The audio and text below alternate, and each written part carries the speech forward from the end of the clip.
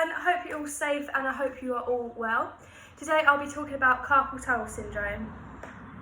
So let's start with the anatomy of carpal tunnel.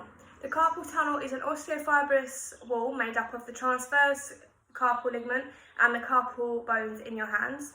It protects the median nerve and the flexor tendons.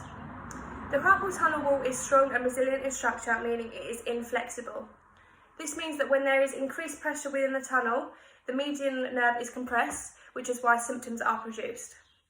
The pressure is produced due to a number of reasons, such as genetics, pregnancy, or repetitive hand movements, such as typing.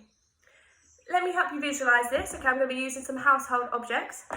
So the first object we have got is a bottle opener. Okay, I'm sure you're all aware of what a bottle opener is in this time. Okay, so the bottle opener at the top is representing the carpal tunnel. Okay, and we've got a red cable to represent the median nerve. I'm going to pass that through. Then we have got another cable to represent a flexor tendon. I'm going to pass that through. And we've got another cable as well to represent another flexor tendon, and we're going to pass that through. Okay, so if you can see, there's a lot of space in the carpal tunnel. Okay, that's how it should be. Okay, if I replace one of these flexor tendon cables and I replace that with a thicker cable,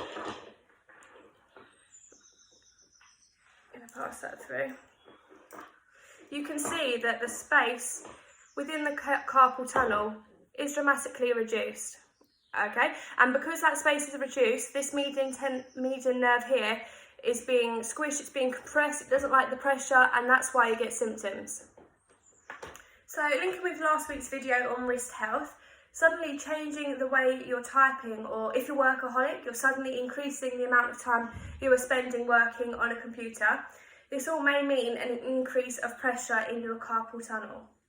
The signs and symptoms are tingling or pins and needles in half of your ring finger and your little finger, grip weakness, and if it's a progressed carpal tunnel syndrome, then a burning sensation. So this injury usually occurs in women with a ratio of approximately 5 women to 1 man. It usually occurs in the age range 36 to 60. I'm going to demonstrate and go through some exercises that you can do at home to help if you feel like you may have carpal tunnel syndrome. On your affected wrist, the movement you'll be doing is trying to straighten out that wrist and resist with the other hand. Roll up some big fluffy socks into a ball, and you're going to squeeze with your hand as tight as you can and then relax off. You're going to repeat this a few times over. For this exercise, I want you to try and bend your mid-joint in your fingers.